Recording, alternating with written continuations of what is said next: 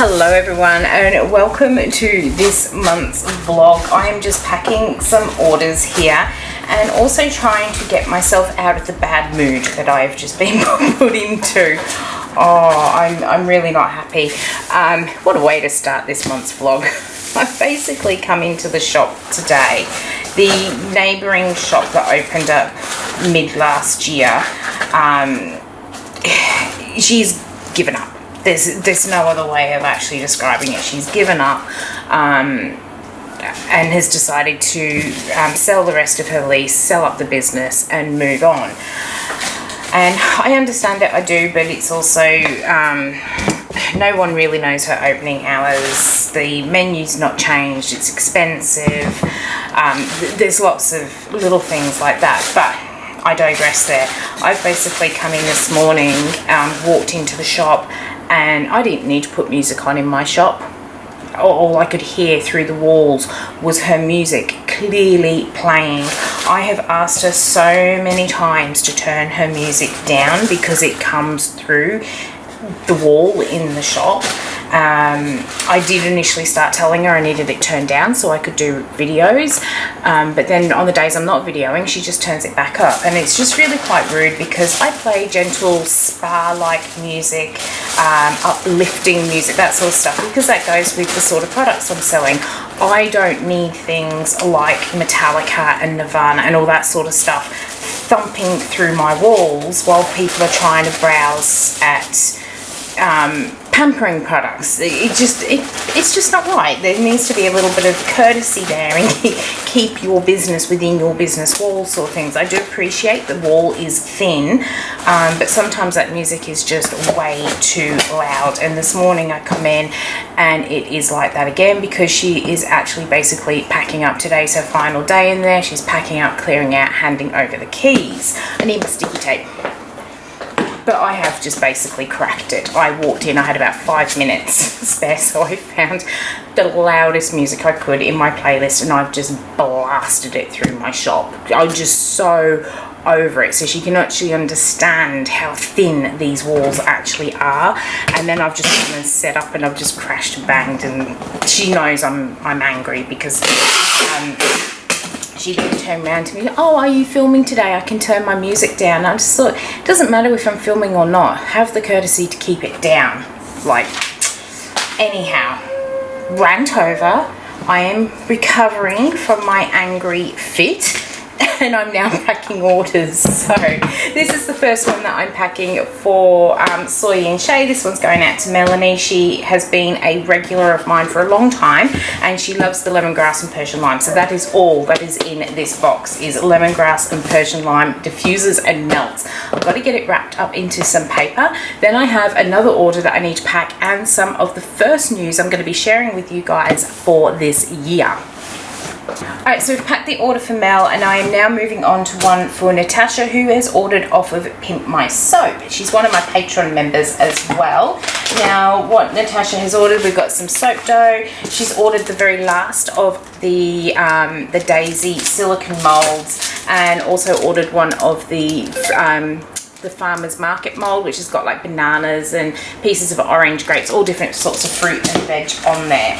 And I'm also throwing in a few freebies for her. I have got the scraper tool, which is so handy for scraping up or cutting bits of soap dough, scraping it off the molds.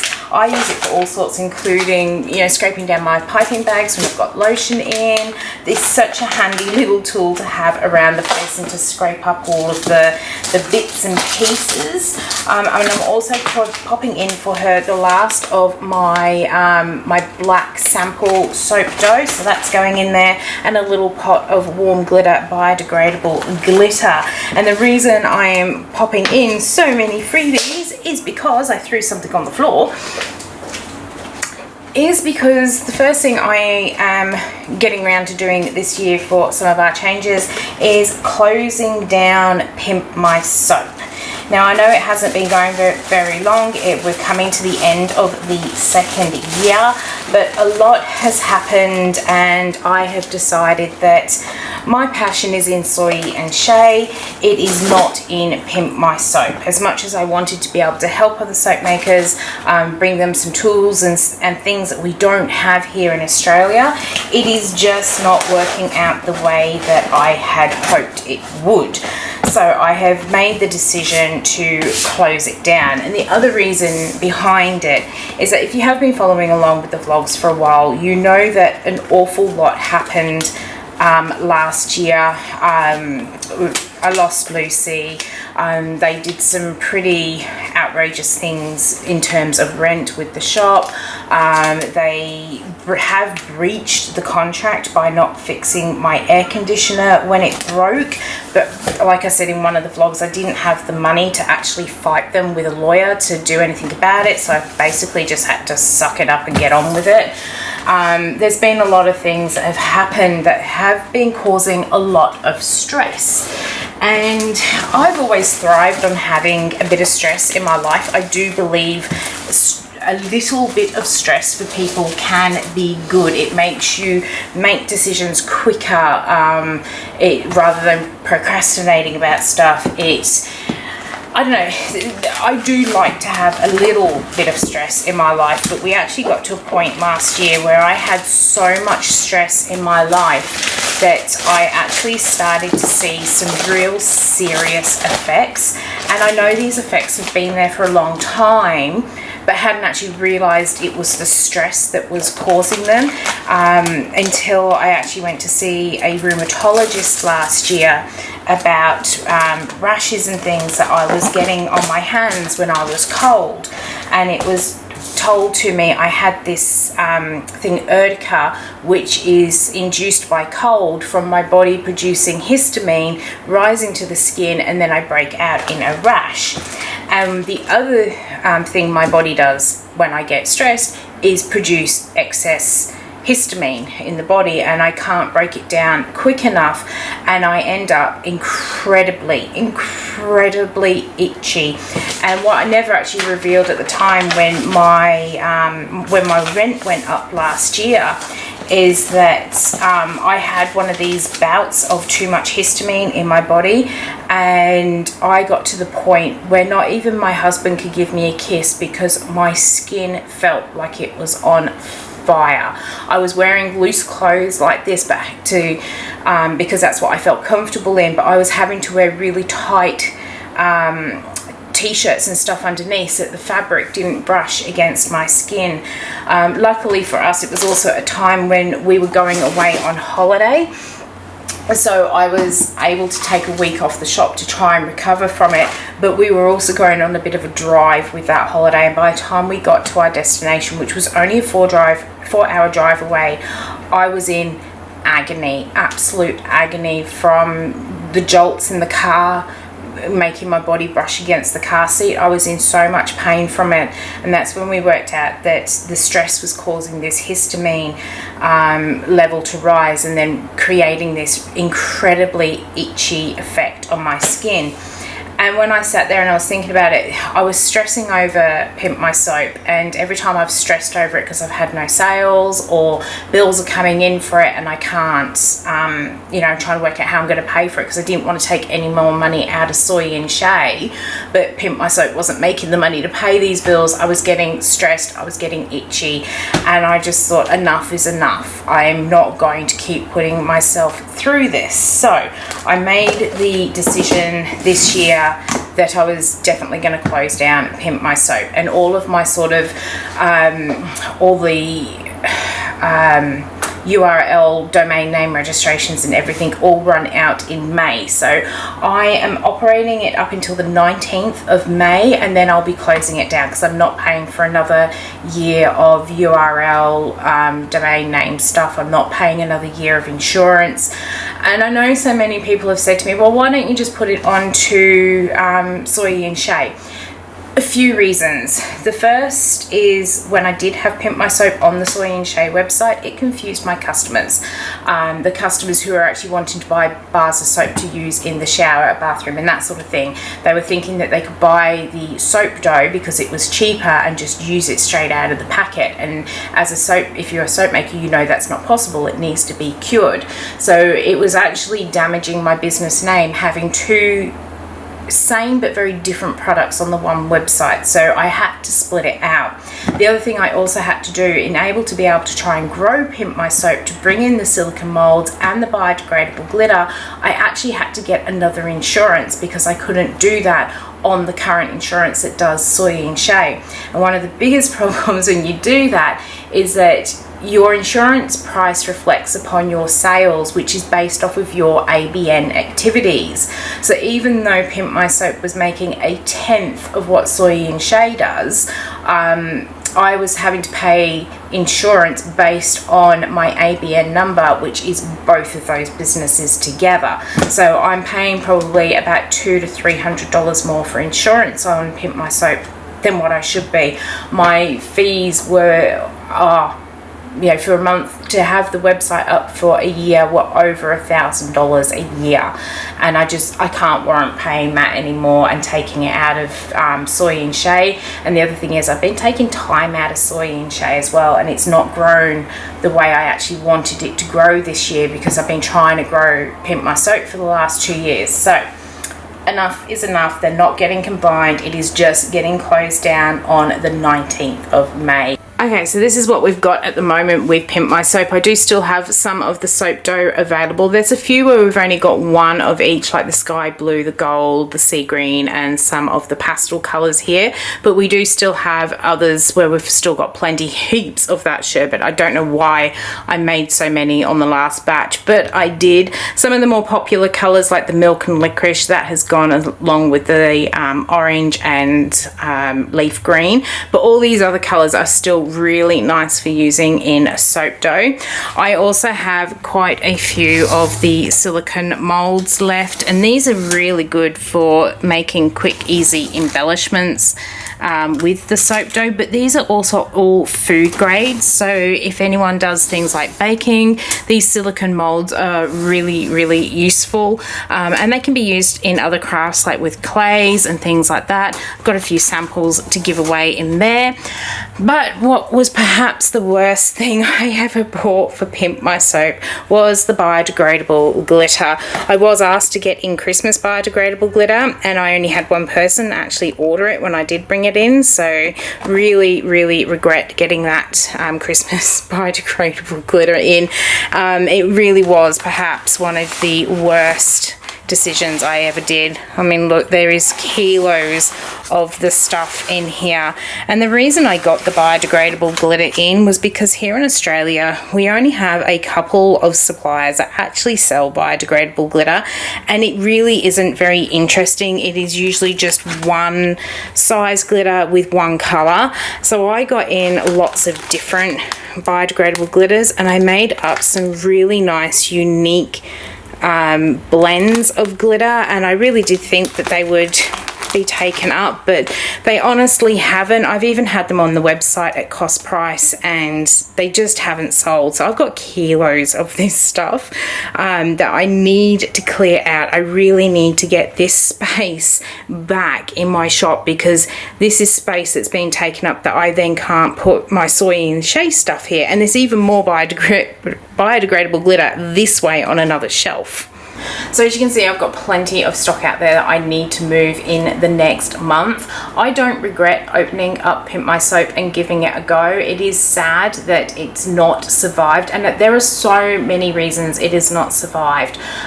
The first and foremost is our economic climate at the moment. I know myself as a soap maker, sales have drastically dropped. Therefore, I am not using my materials, my ingredients and things like that as quickly as what I once was, which means I'm not placing as many orders with my suppliers. That means there's other soap makers out there who are also experiencing that same thing and don't have that need to come and purchase from me at the moment.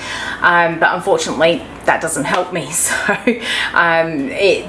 without the sales, I can't afford to keep keep it running. The other thing is I did initially open up Pimp My Soap because I had a lot of people asking me to sell the soap dough ready-made once I released that recipe, but I think a lot of those people also forgot the expenses that go into running a business. I will admit that as a soap maker, you can make a bar of soap dough from anywhere from 50 cents to $1. That doesn't include wrapping it up or anything like that. That is just simply making the bit of soap to actually then use, because there's no fragrance or anything like that in there. But then you have to remember, I had to package it to make sure that it was airtight. I had to have the insurance, I had to have the website, I had to have the business name, and all these other things that went into it. And I think a lot of people actually forgot about those little business things that go into creating a product, and were then quite put off by the price of what I was charging, even though that I know I was lower than one other place here in Australia that does sell soap dough. I think those are the two reasons why this just really hasn't taken off the way that I really hoped. But I don't regret starting Pimp My Soap. It has been good. I've met quite a number of other soap makers through doing it as well, which has been really nice. And I've also been introduced to a few other people like cake makers and stuff who have purchased the silicone mold. So I don't regret it one moment, but I do also see that thing that I do need to close it down for my health, and so that I can continue to grow Soy and Shea and put that money back into Soy and Shea that I originally took out of it. So I'm really looking forward to moving on from this, and it has been a really good experience. Anyway, that is enough yakking and self-promotion on Pimp My Soap. Let's get on to doing the Soy and Shea stuff, because that is where my passion really lies. On Sunday, I had two customers bring in some refills. I had one bring in her order quite early in the day. She brought in 11 jars, and I've got them all over there, cleaned, wicked, ready to go. And then out the back, I have another customer's refill, which were 13 jars. But she brought them down a little bit later in the day, and I didn't get a chance to clean and wick them up or anything. So my next task is to go and get those jars cleaned up. I've already got the wax melted down, and then we're going to be able to wick those clean jars and hopefully start making some candles. I have got the shop door closed because it was a bit humid out there, and also a lot of noise coming from next door. She's got all her friends in now helping her clean up, so there's banging and laughing and all sorts. I don't think the camera picks up on it, but it is in here. So I don't think I'm going to be able to open my door, and I'm a bit concerned with having over 20 different scented candles to make. It might get a bit overwhelming in here, so I'm going to have to make some choices, I think. But while I make those choices, let's go and get these other jars all cleaned up so we can fill them, and then it should be about my lunchtime, because my mum came down and I had a big chat with her, so I haven't done much this morning.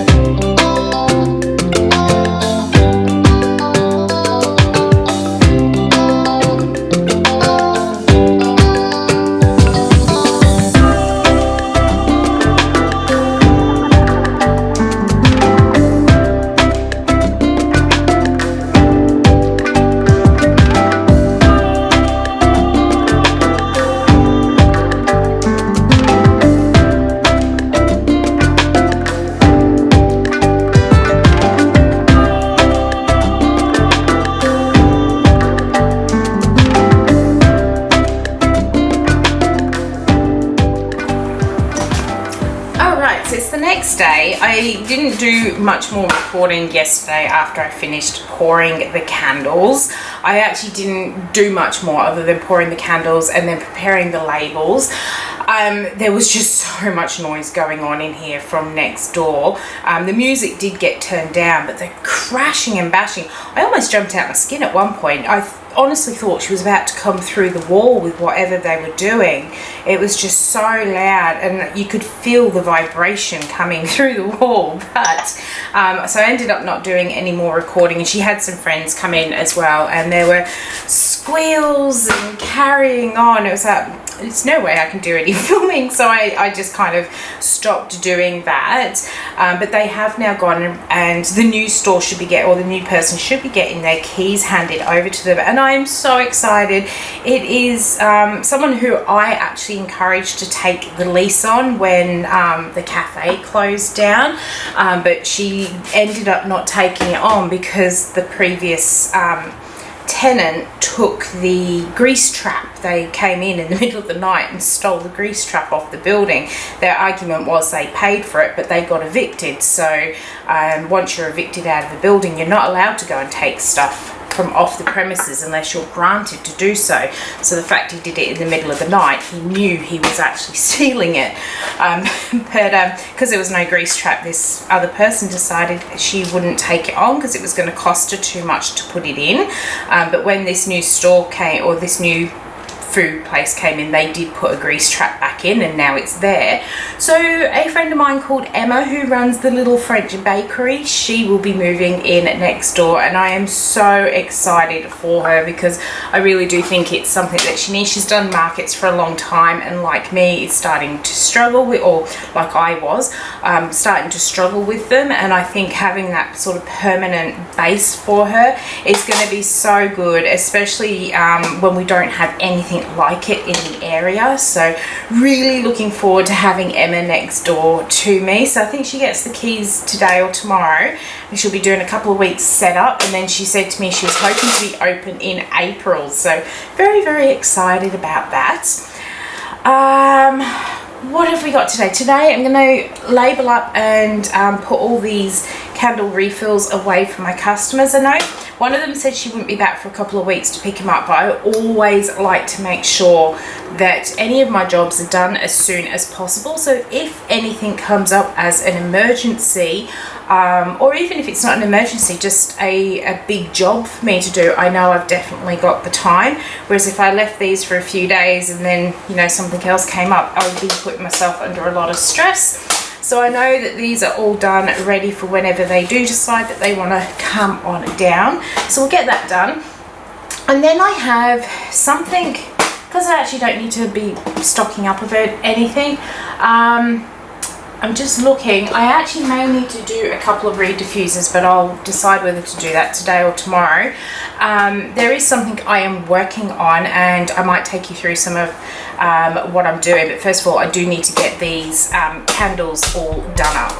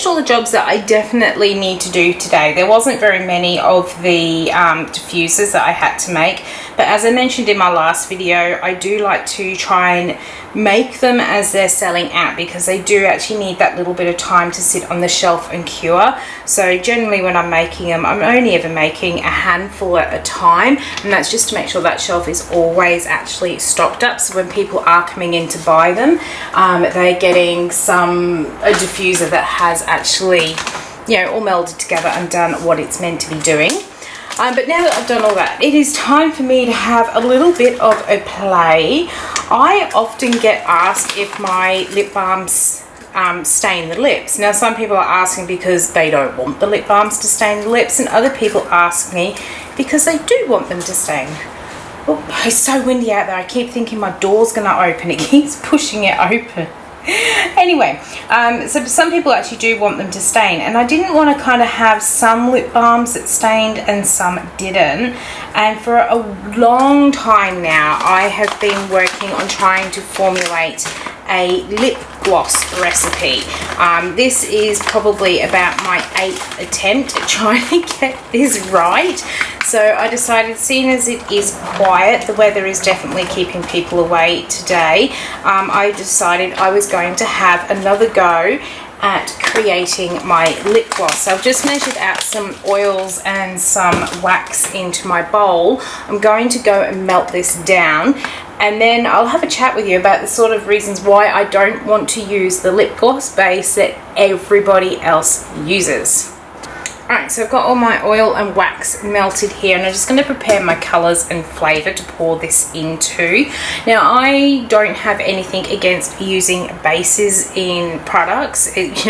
Sometimes I do wonder why I don't use more bases in my products and why I insist on making everything from scratch. But there actually are some really good reasons why I choose to do it that way.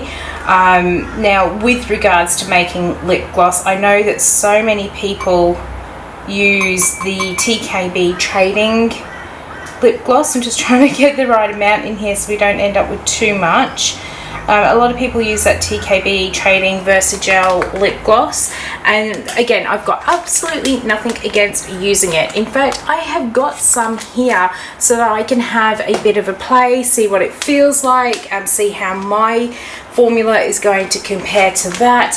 We don't get the ingredients here in Australia to even try and mimic this one with our own stuff.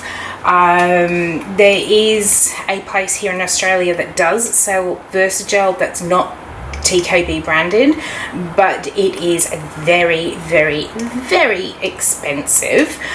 So I've not even contemplated going with them. There's several reasons why I don't use bases in my products. The first is that I actually do enjoy that sort of challenge of making my own formulas and then actually knowing exactly what goes into them. But another reason I don't tend to use base products is in case that base ever disappears from off of the market, it can really throw off our product supply and that sort of thing. I was able to get that base off of Amazon, but should TKB Trading decide that they no longer want to sell on Amazon, it's actually going to cost me more to be able to import it directly from them over here. So it's going to push up my costs, which then means I have to push up my selling costs, and that's going to affect it. So I would want, if I was going to use a base, I would want somewhere that's going to be far more reliable in terms of supply. If TKB Trading just stopped selling through Amazon, it really does throw me out. So I don't want to use a base that's not going to be constant for me to get. I have had ingredients in the past that I've used. For example, I used to use keratin in all of my shampoo products. That was stopped being sold by one of my suppliers, and then I had to change my whole formula of what I was doing. So it really, really did affect one of my products. So now I make sure when I'm picking ingredients, they're actually available at several suppliers in case there are issues. The other main reason that I do not like using bases when it comes to making products is the whole ingredients listing thing that we have.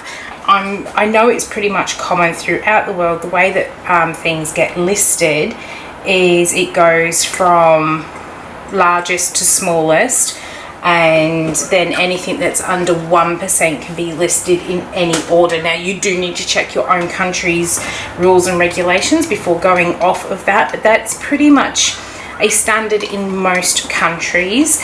Now, when it comes to using something like this lip gloss base, one of the people I've been watching to learn a little bit more about it has said that they use 80% base and 20% of a vegetable oil, and then add in their flavors and color and everything else. But how do you then complete that that list of ingredients? It's not as simple as just adding, if you're going to put in, say, sweet almond oil, you don't just put all the base ingredients and then sweet almond oil at the end, because you're adding it in at more than 1%. So it needs to be somewhere else in the label. That's probably going to go over a lot of people's heads there.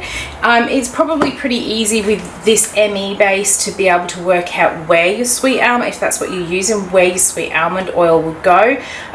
Looking at these ingredients, the copolymers are going to be used at quite relatively low amounts, and then there's an antioxidant right at the bottom which is going to be used at that 1%. So I would say that if you were going to be using a vegetable oil in here, it needs to go between the first two ingredients, but I can't be sure. I cannot be sure. And then when it comes to adding things like your flavor oils, you can add them at 2%. So where do you actually put them in the whole scheme of things on your ingredients list? So I do tend to avoid using bases so that I don't get into trouble for how my ingredients are actually listed. This has cooled off a bit too much. I need to go and warm it back up.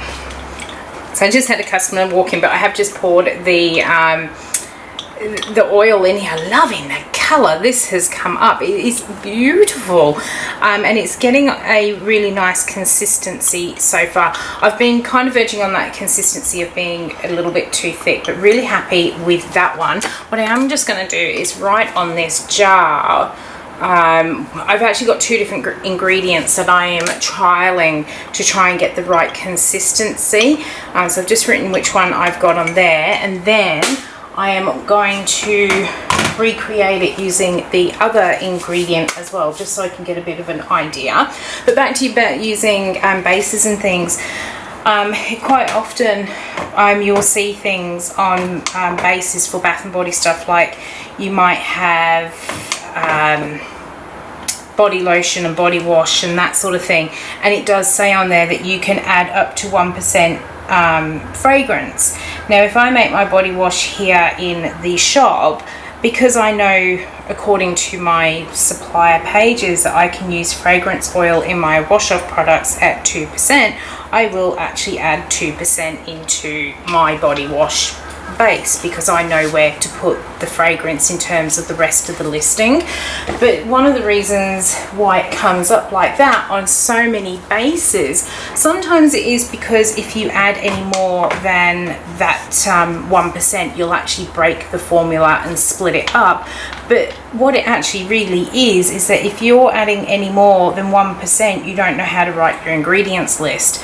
So they always say to only add 1%, so you can just tack on whatever you're adding to that that base onto the end of your ingredients list. So that's always bothered me, because I am basically the type of person that if I do something wrong, I am going to get caught. So I know that if I use a base, I put my ingredients in the wrong places, I'm the sort of person that's going to get pulled up and get in trouble for it. So yeah, it's one of the reasons I do actually sit here trying to work out the different formulas. There is that satisfaction of, you know, this, as I said, I can't even count how many times I've tried to make this. It's under 10, but we're getting close to 10 now. But it will be that satisfaction that when I finally do get it right, knowing that I've got it right, and I can tell people exactly what ingredients are in here, and most importantly, I can get my ingredients list right. But that's not to say I'm not going to have a bit of a play with this gel, just so I can see what it feels like and stuff like that, and it won't go to waste, because I'm pretty sure with this one I can put the ingredients in a certain place on here. I will be able to write the ingredients list up, and then I'll end up doing them up as like little freebies to give away to people, so that won't go to waste. I'm going to go and get this is a different wax that I've got in here this time, so I'm going to go get this one melted down, and then I'll try doing another lip balm and just see what the consistencies are like tomorrow when I come back in. But I'll go and get this one melted.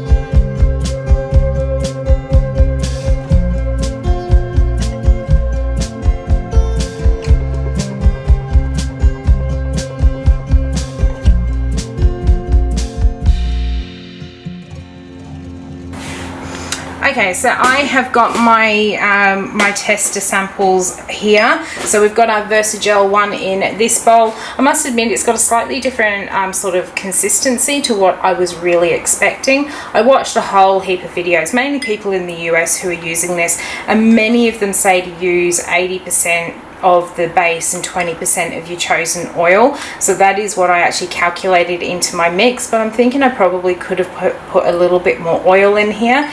It does have a really nice smooth consistency, but to me it just looks really gluey and tacky, so I'm not a fan of that sort of consistency. But rather than keep playing with it, I'm going to leave it on the side. I'll cover it up.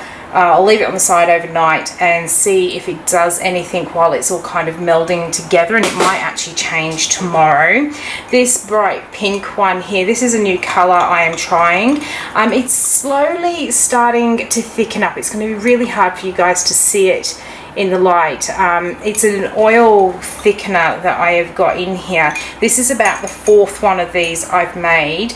The first three I'd used too much of the thickener, and this time usually I only drop it by a couple of percentages each time, and this time I literally halved the amount that I was using, and I think I've just taken it down a little bit too far because it's not really thickening up as much as I would like.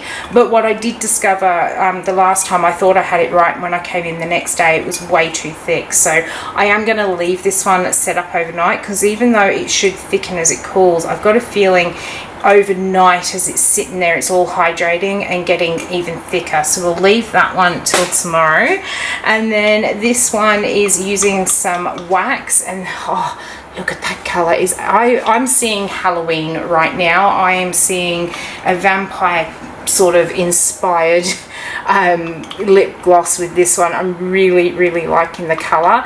It's got a really nice consistency at the moment, but like I said with the other one, last time I actually made samples of this, I knew it was too thick to start with, and then by the next day it was way too thick as well. So at the moment this is the sort of consistency I am trying to get in the products. I'm going to leave that sit overnight as well and see if it stays that consistency, and then it's all going to be about the feel on the lips. I don't want it too oily, I don't want it too tacky.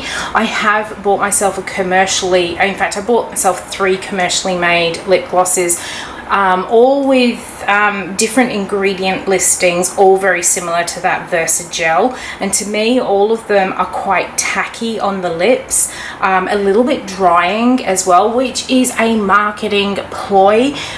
Same with lip balms as well. often you put these products onto your lips, they're either too oily, so you sit there licking them off and then you go and put more on because you don't think there's anything on, or they're too tacky, so you lick them off and it dries your lips out, so you put more on and it makes you go back and buy more. I hate products like that, which is why I formulated my lip balm the way I did. I don't get people come in as often to replenish them, but they know that they're getting a good quality product, and I want that with my lip gloss as well. So I don't want it too oily and I don't want it too tacky, but I do want it to feel that there is something on your lips nourishing them. So I just need to see what these feel like tomorrow and then decide what additional ingredients need to be added into them. So for now it's about 3:30. I'm going to go and put my washing up in the dishwasher, put those ingredients away, and then I might just spend the last 20 minutes reading my book because there's not much else and it's so windy out there right now. I think everyone's been frightened off, but I'm pretty pleased with what I've done for today.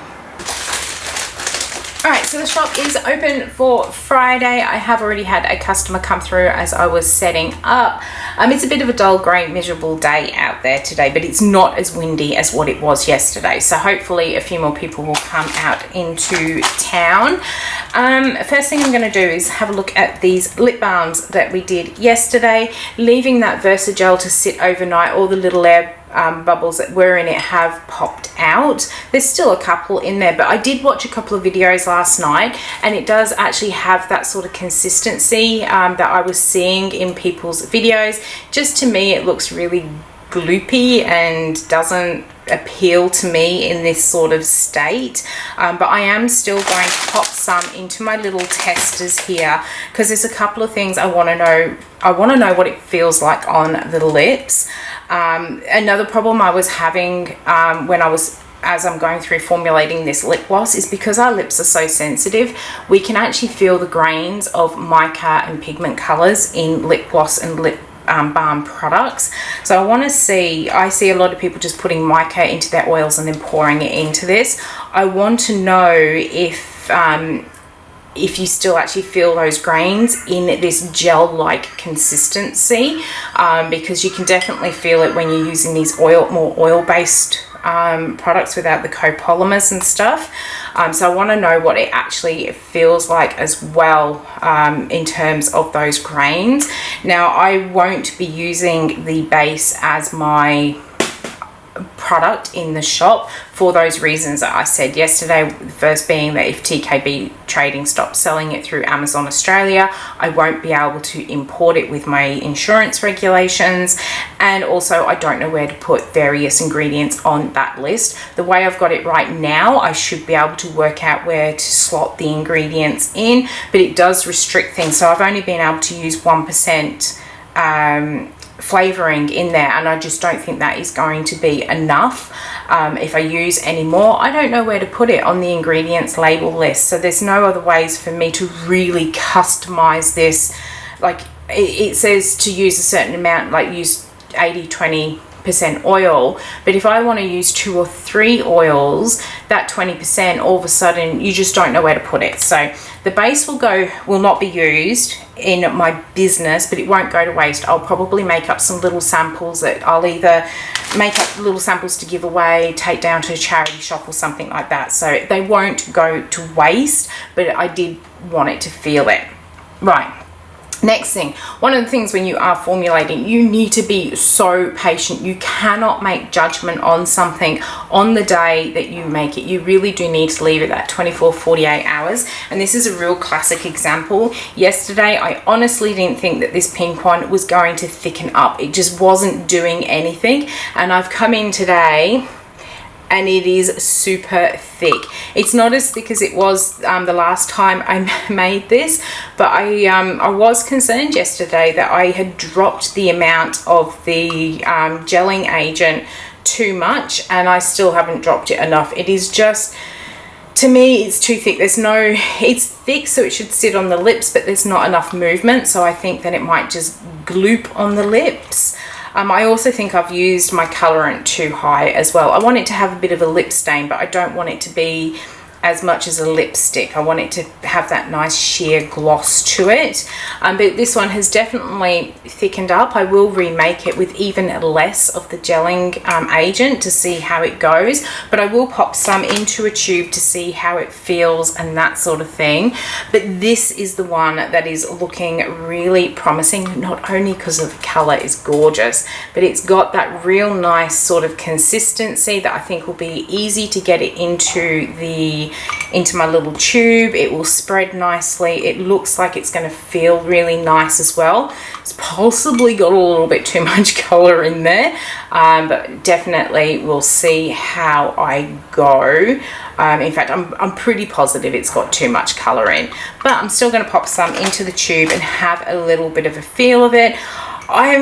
I've got a feeling they're going to feel a little bit too greasy on the lips. I need to find an ingredient that takes that grease away and leaves that sort of, not really heavy tacky feel, but that sort of barrier feel on the lips.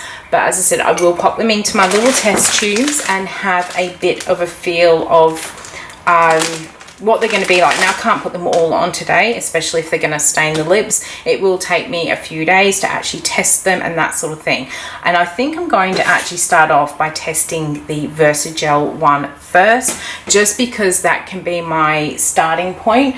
I think I took the other one home. As I said, I did buy some from the supermarket, so that was my first sort of starting point there. Then I'll fill that Versagel, and then basically I pick what I do and don't like between things and then try and fix it. So we'll do that. Then once I've got that all packaged up, I will be moving on to taking photos of these soaps, which are ready to be wrapped up and to go onto the website. I have done videos of all of these except for the scrubby soap up in the corner. The only ones that have not yet come out are these bottom 3 videos, but they are all scheduled to come out over the next few weeks. We've got our Gypsy soap up there, our Cocoa Luxe, which I've actually earmarked a bar of that to come home with me to test, because I just know it's going to be really nice. And then I have this one here is Cloud 9, and that's a customer request. I have Bookshelf, which I can't wait to show the video of that one. It's come up so good. And then I have a Wild Sage and Cedar, which will be the next soap video that comes out. So I'm going to get all of these done up. I was also making some more soap balls to make another Cosmos soap like I did last year, at the start of last year, but it really didn't sell very well, and I'm still trying to sell bars of it now. So instead I've pulled all these little soap balls out, and now that they've actually cured, they're going to go into my container of odds and ends, and that's what I use to make my little soapy bits. So there's a whole heap of little soaps here that will go into there, and some kids soaps down the back too. These ones aren't going to be ready for another couple of weeks, but we'll get these ones photographed and then we'll get them wrapped up.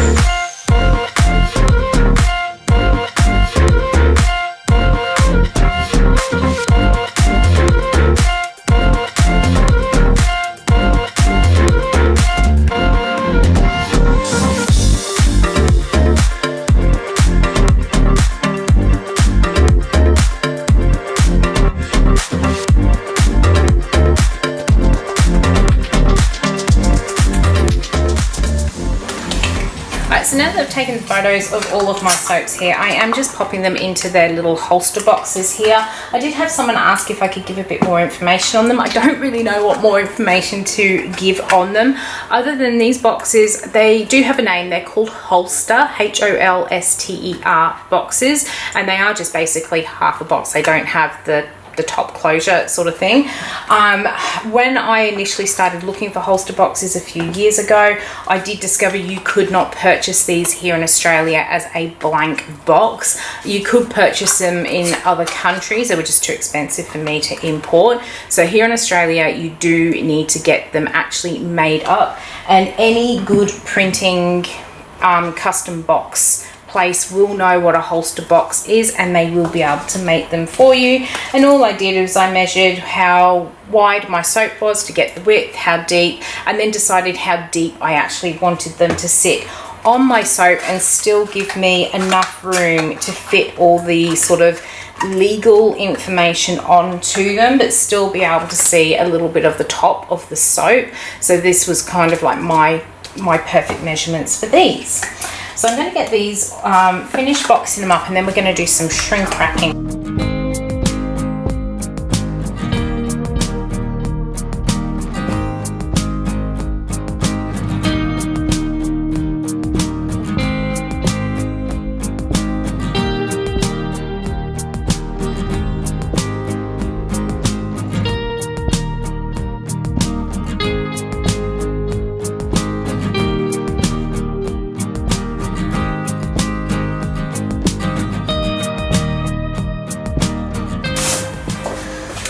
So I've got about an hour and 15 until the shop closes, so I've got one more task I want to try and do today. I have put some more of the lip gloss on, the Versagel one. I had my lunch and I felt that it was coming off. I left it for a little while and to feel what it felt like on my lips after I knew it had all gone. And it feels quite tacky, and it does actually feel quite drying, so I'm not a fan of this Versagel. I know so many people do like it. Maybe it is just that I need a little bit more oil in it.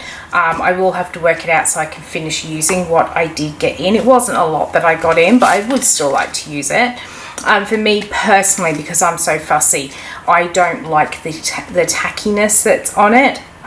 So it would be a no-go for me to do in my business. I can't happily sell something that I don't feel is very good. What I do like about it, let's talk about something I do like about it.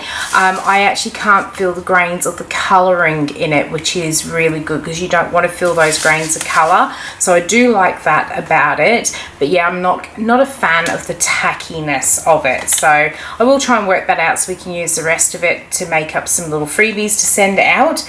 But I do like the colour that it has given, though I probably would put a smidge less colour in it next time, just because it does stain everything else if you get it on your hands and stuff, and you really don't want to be staining your partner's cheek or your mum's cheek or whoever's cheek that you're giving a kiss of with your lip gloss. So I do have to work on that as well. But what I'm going to do for the last sort of hour, I've got these soaking salts. I call them soaking salts because when you actually look up bath salts on Google, you get something else entirely different, and you don't get very many salts to put into your bathtub. So I actually call mine soaking salts. I made these ones up around Christmas time, and I put way too many botanicals in them, and which resulted in two things. One was that these tubs are actually too expensive and people aren't purchasing them because they are so expensive. And the other thing is it was actually quite difficult for me to fill them up with what would be enough salt to go into a bath, because you've got too much botanical to ratio of salt. So I redid my formula, and basically I took the same formula and halved the amount of botanicals that are in here. And what I now want to do is make up another lot of the soaking salt without the botanicals, so just the fragrance and the salts, and then I'll pour in what I've got here into my container, mix it all up, and then we'll actually have the right amount of salt and botanical ratio. I'll pop these ones back up, and then I have these little test tube things. I'll leave a link in my Amazon store to these, and what I'm going to do is fill these up, and these are going to be part of a Mother's Day gift pack pack that I am doing this year. So I want to get started on doing those so I can get my gift packs for Mother's Day out by the first week of April, just after Easter. So that is what I'm going to do for the rest of today.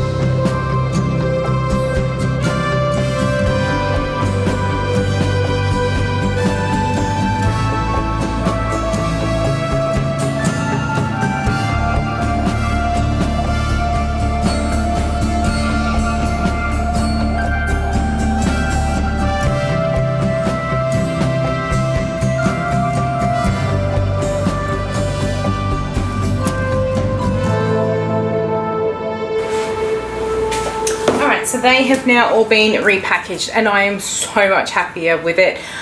When I initially did these, I wanted to get 250 grams in the jar, and the only way for me to actually get that in, because of how many botanicals I had, was to really force the salts in here. So they were pretty much jam-packed, which meant when people got these home, they were going to have to really struggle to get them out of the container. So I'm really pleased now. They are a lot looser. You can hear them rattling, so much better. And the good thing is I'll be able to drop the price of them a little bit as well. I have also done up all of my little extra tubes here, and tomorrow I will do the labels, but I've got about 10 minutes until I get to go home. So I am going to go and do my cash up on the computer, get everything bought in, and then I am going to go home and see hubby.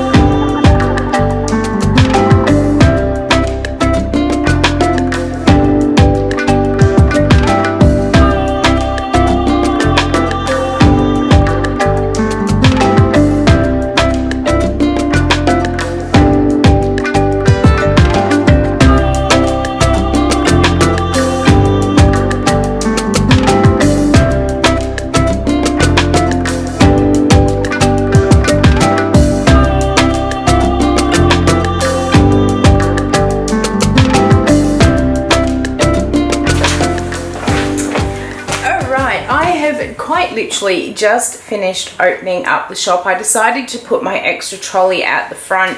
I've got some soaps out there which they've either been made for well over a year now and I've only got 1 or 2 left, or they're soaps that I just wasn't particularly happy with, so they've all been reduced to clear, and I put them on the extra trolley out the front, and then a couple of other things out the front just to try and entice a few people to come in for some sales stuff. I'd literally just finished doing all that, and then the phone went ching, and I had an order come in on the Pimp My Soap website, which is, it's always such a good feeling, no matter which side it comes off. But at the moment, any order I'm getting on Pimp My Soap is just, it's like this huge relief. There's a little bit more stock going out. And this one has come in from Kathy, who runs Gem D Creations, and she's ordered some of the soap dough. So I'm going to go and get that all picked and packed. I've just pulled out all of the stuff to make a small batch of my mango body yogurt, so that I can do those up for my free Patreon gift for April. So that basically, not Patreon, sorry, Pamper Club.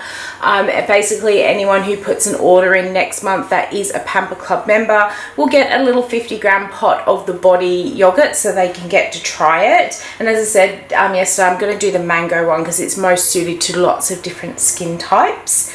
I have to label all of these bath salts that I've got here, so we're going to get those labeled up today. Last night I was really surprised when I got home. There was this parcel sitting on the bench, and I was like, I'm not expecting anything today. I don't know what it is. And when I opened it up, I was really surprised. I ordered these little card things from off AliExpress last week. I definitely wasn't expecting them to arrive today. I'm actually going to count them because I'm sure I ordered 100, and it doesn't look like there's 100, but it always surprises me. Anyhow, these were here, and what I've got these in for, I'll go and grab them. I'm pretty sure I mentioned on the last vlog that I was going to start doing alcohol-based perfumes, which at this stage can only be sold in the shop because I don't have a dangerous shipping authority from off Australia Post to be able to sell these online. There is too much alcohol in them for me to be allowed to ship them through Australia Post. They're too big, that sort of thing. You do need a special thing against your name to be able to post them, and they teach you how to actually ship it properly to keep the risk safe. Anyhow, I have made them for the shop, and while I was making them, I also made up some little sample vials, but because the vials are glass, I didn't want to just pop them into orders. And I know how to make these things. I used to make them many years ago, and I just couldn't quite work it out. So I thought, you know what, I'm just going to order some, and I found these on AliExpress.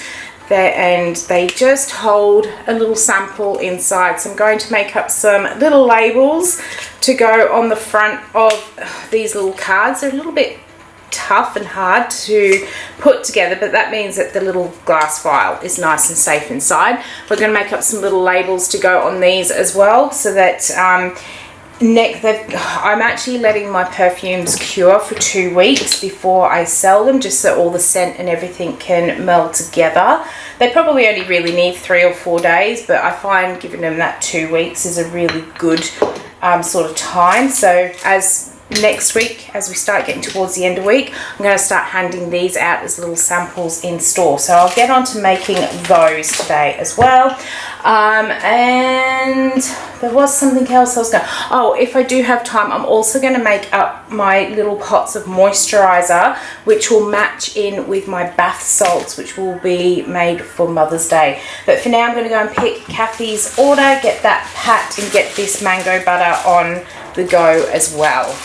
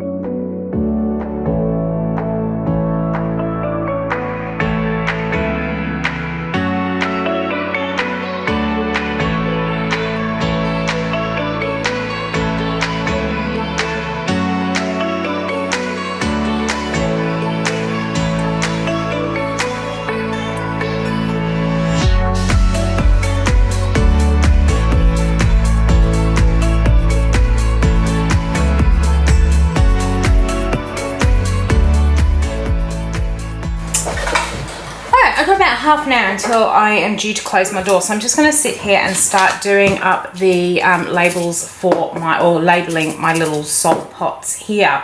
Now I thought I would actually share with you how I work out how I do my labels on my products, because so many people will message me, they'll see me use a container like this that they use and say, what size labels are you using?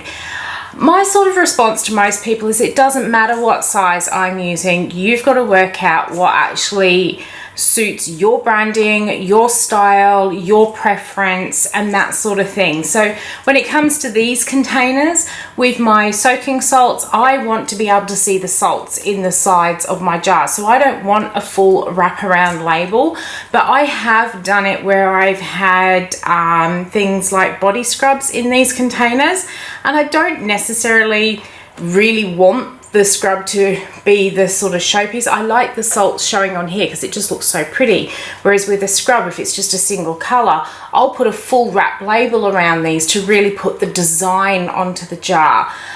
So you know, it really depends what the product is, what you're looking for, and that sort of thing. So I very rarely tell people what size label I'm using, and the other reason I very rarely tell people the exact size is because it is so easy to work out for yourself, and to be honest, probably quicker, because you're going to jump on here, you're going to write and say, what size label is that on there? And you could be writing it when it's like 11 o'clock at night, and I'm probably in bed and I'm not going to get up until 6 o'clock the next morning. So there's 7 hours that you're waiting for that response from me, and that's if I respond as soon as I wake up. Generally I won't respond until about 8 o'clock in the morning. So you've waited 9 hours for a response on what size label I'm using, whereas you can actually work out what size label that you want maybe in about half an hour, less, once you actually start doing a lot of it.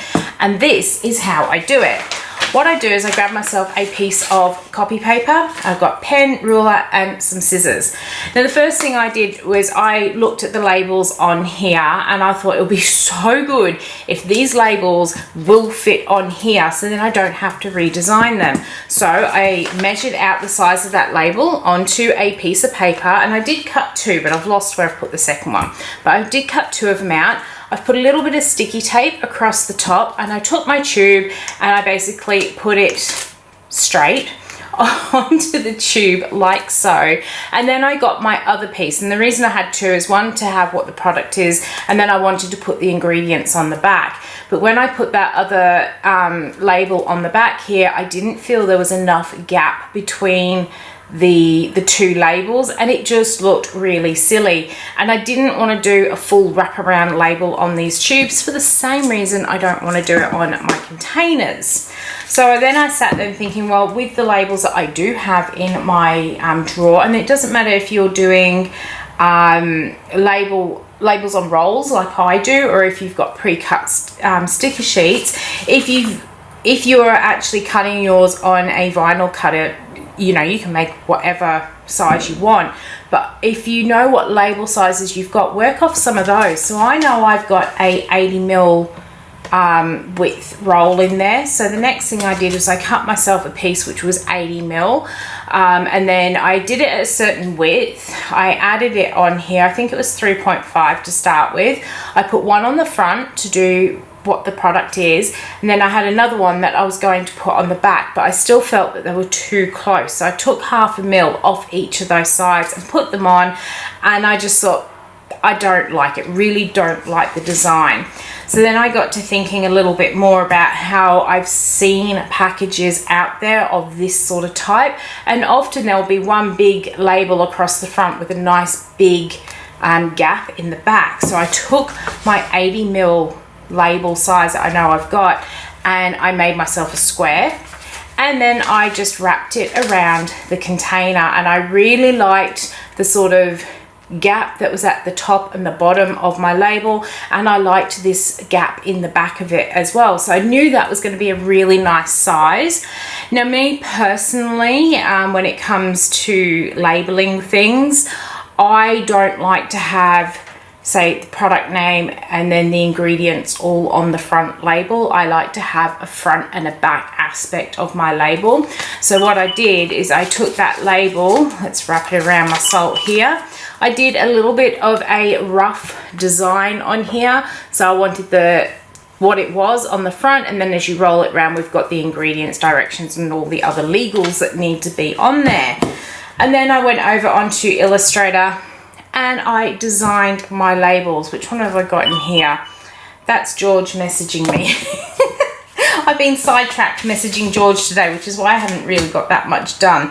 So I then got my label like so and printed them all up. Now I don't actually print them, like I don't use the actual label paper to do this sort of design work. I always use my copy paper first because these are expensive to sort of do that design process on.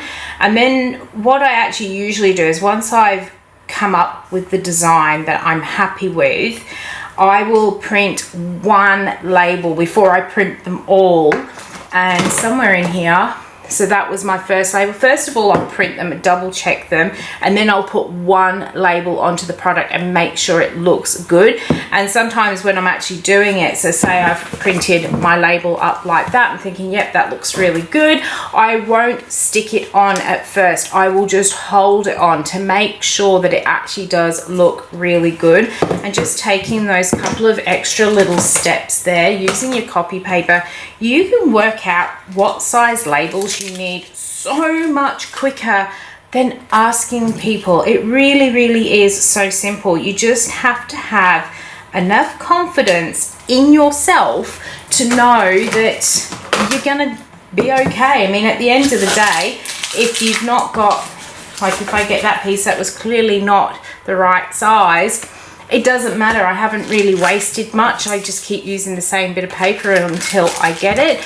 And then there are some labels. When I used to do my sticker sheet labels, you know, so used to get an A4 sheet with all the pre-cut ones on, I used to have a box with all of these sort of labels in them that I would just keep reusing. So if I had a label sheet that was say 6 by 6 centimeters, in my little box I'd have a 6 by 6 centimeter template so I could actually go through and test them. So you don't actually really waste that much paper at all if you do it that way.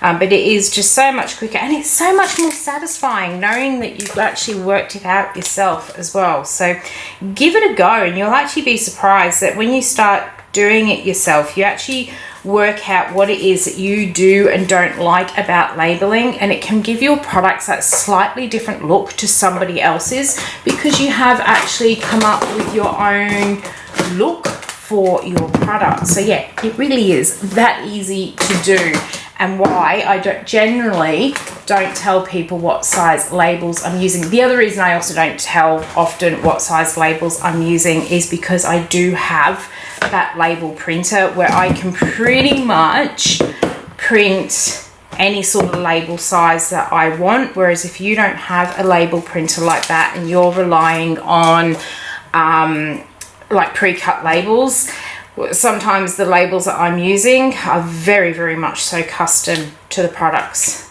that I am making.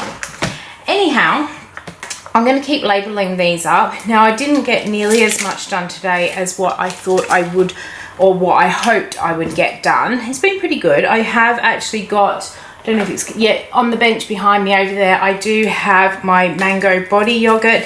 It's got all its cool down phase and everything in. So tomorrow I will be able to pot it up and then put it to the one side for a week. And then when I have my my Pamper Club newsletter goes out next week, I will let them know that they will be getting a pot of it. As I said, we've got the labels done on our soaking salts.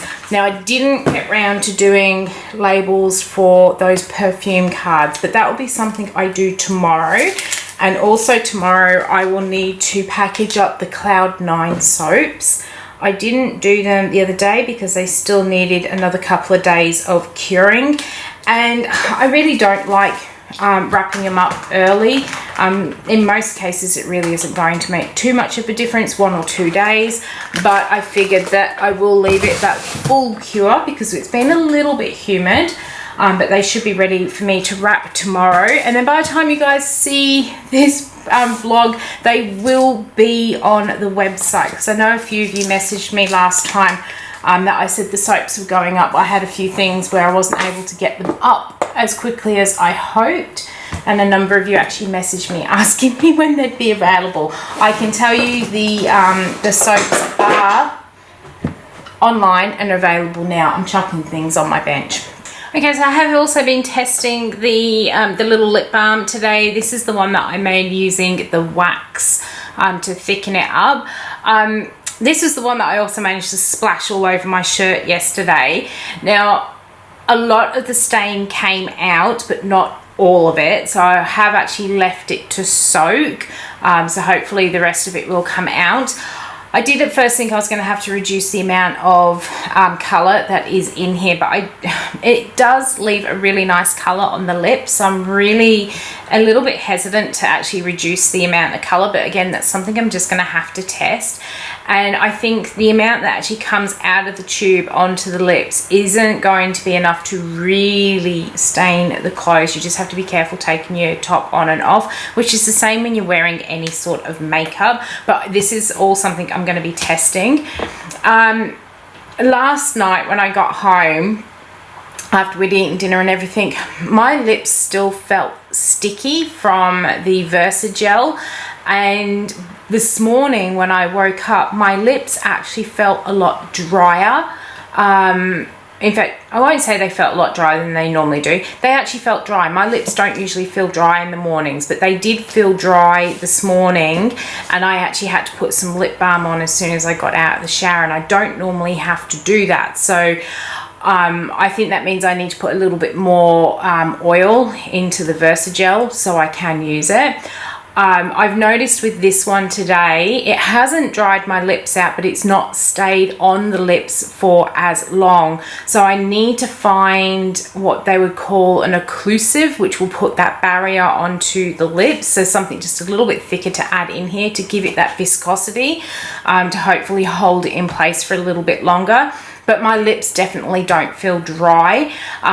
It had a slight oily feel to it, so I definitely still need to play with this one a little bit more, but I am in love with the color that this one has come up. But you know, this will probably take me, I'll be working on this for a few months yet before it actually comes out. I really do want to try and get it out by the time we get towards Halloween and Christmas, so I can actually do some fun projects with the lip gloss. So I will keep working on that. Now I didn't get as much done today as what I had hoped I would get done, and so I will do the other stuff tomorrow, but that is because I've actually changed my hours in the shop, and I have about an hour and a half left of time on a Saturday in the shop now. A lot of it has come about, there's two reasons. Well, the reason I don't have any time is because I changed my hours. But there were two reasons for that. The first is Cleveland's really, really quiet at the moment. There's not many people out in the street. So I'm actually finding that I'm sitting here for a long time without customers. Today, I have had one lot of customers, which were literally in about 5 minutes ago, less than that, and purchased a couple of things, but they've been the only customers who have come in to purchase anything from me today. The only other customer that came into store today was one of my long-term loyal customers who came in to pick up pick up her refills, which is something else I thought I would tell you. Remember I said at the beginning of the week that I always try and do everything as soon as I actually have the time to do it rather than putting it off. When both of my customers dropped off their refills with me last week, both of them said they wouldn't be in for a couple of weeks, and this customer said that she actually was available this weekend, so she decided to pop in. So that is one of the reasons I always make sure that I am doing my jobs as soon as I can, so that things like customers popping in earlier than they intended means I've got them there. They're not upset that they've done a wasted trip and that sort of thing. But they've been the only 2 customers I've had in, and this has been pretty much the same for, I don't know, at least 6 weeks. So I decided last weekend that I was actually going to change my work hours, and I basically bought them in line with all the other shops in Cleveland.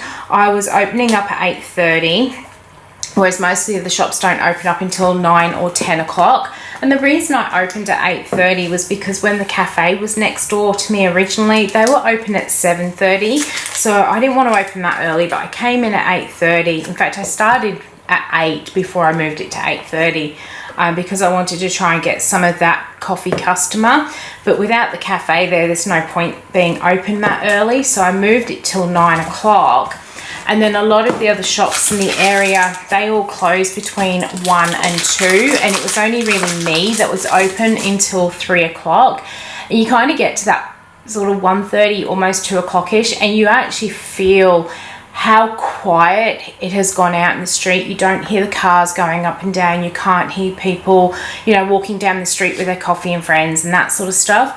But what I was starting to hear a lot more of, because the street was getting so quiet, was a lot more of the young kids coming out and, you know, yelling and shouting, kicking cans and that sort of stuff, and daring each other to do stupid things.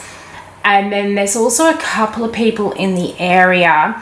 I don't know if they are homeless or are in care homes around the area, but they do have mental challenges. I don't want to offend people, but they do get quite loud, and normally that doesn't bother me. Like, there is one lady, she often sits down at the bus stop near the post office, and the words that come out of her mouth are just, I know she can't help it, but the words that she's saying and the language that she's using is absolutely vile and would make most people actually cross the street so that they're not walking past her.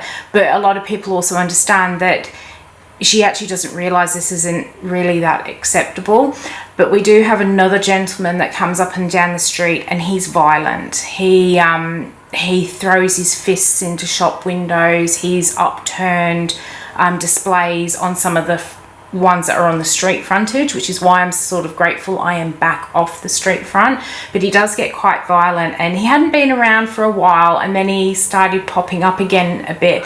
And he did come down one day between that 2 and 3 o'clock when I was sitting here by myself, and I just, as indiscreetly as I possibly could, went and grabbed my stuff from out the front, like my trolley of products. I brought them in. I didn't care about the signage. I left that out there, but I did bring my products into the shop, and I locked the door because I really didn't feel safe sitting here. If something were to happen, there are no shops around me to call for help. So I was starting to feel just a little bit, unsafe isn't the correct word. I know that I can actually look after myself. I do have a security camera in here as well. I've got my phone so I can call people, but I was just starting to feel a little bit wary, and I didn't want whatever was going to come out of it.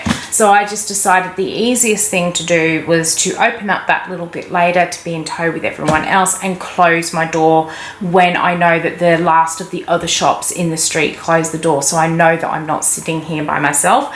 And I knew it wasn't really going to affect me much because I don't see many people usually between 2 and 3 o'clock. So, but the upshot of it is I do actually have an hour and a half less in the shop, and I completely forgot that today when I set out the tasks I was going to do. So it is now 2 o'clock. I'm going to go and pull all my stuff in and go home, and then tomorrow I'll be back in for Sunday. Hopefully it will be, excuse me, I've got hiccups.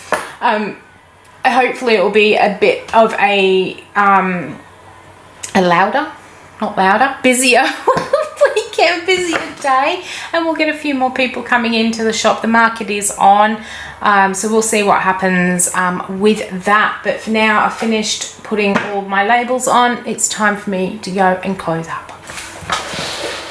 Okay, it's Sunday, it's the last day. I'm going to try this colour. I've put it off because the pink isn't necessarily my colour, but it's got a really nice shade of red in the container here. We'll see what happens, because it looks like it's neon pink on here, but it does taste alright. It is Sunday. The musician is going. It doesn't have a lot of colour, does it? Not as bright as I thought it was going to be. We'll see what happens. The musician is awfully loud out there today, so I'm actually going to have my door open because it's very dull grey overcast, but it's a really nice sort of temperature. So I'm going to have my door open, have all the smells wafting out, and hopefully that's going to entice people in. But that will mean I can't do much talking on today's video while I'm doing my work, which is probably also a really good job, because this is a very, very talkative vlog this month with hardly any music. So things I need to do today: I need to wrap up that Cloud9 soap so we can get them launched onto the website and they'll be up and available to buy. I have got the body yogurt that I'm going to pot up. I didn't get round to making the moisturizer yesterday, but I can't make that till next week. And then I was sitting there this morning and I've just suddenly thought, I've only got 2 days in the shop next week, so my Mother's Day gift packs probably won't come out until the end of the first week of April, which is still that's still more than a month to get Mother's Day presents, which is more than enough for me for Mother's Day. And the other thing I need to do, I need to label all those sample perfumes up, because they'll be ready to sell at the end of next week as well. So I need to get all of those labeled up. But I've got like a minute before I need to get that door open. So I'm just going to go and put a couple of things away out the back, and then we'll get cracking on with the day.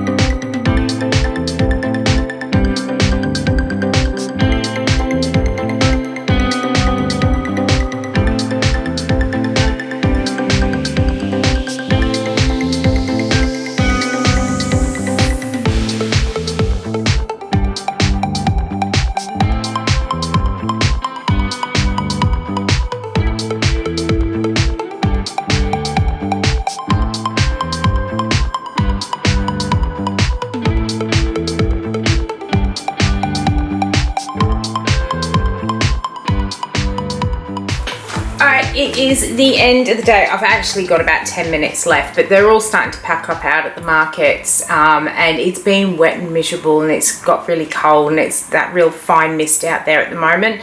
So most of the customers have gone. So I thought I'll give myself a 10-minute early mark.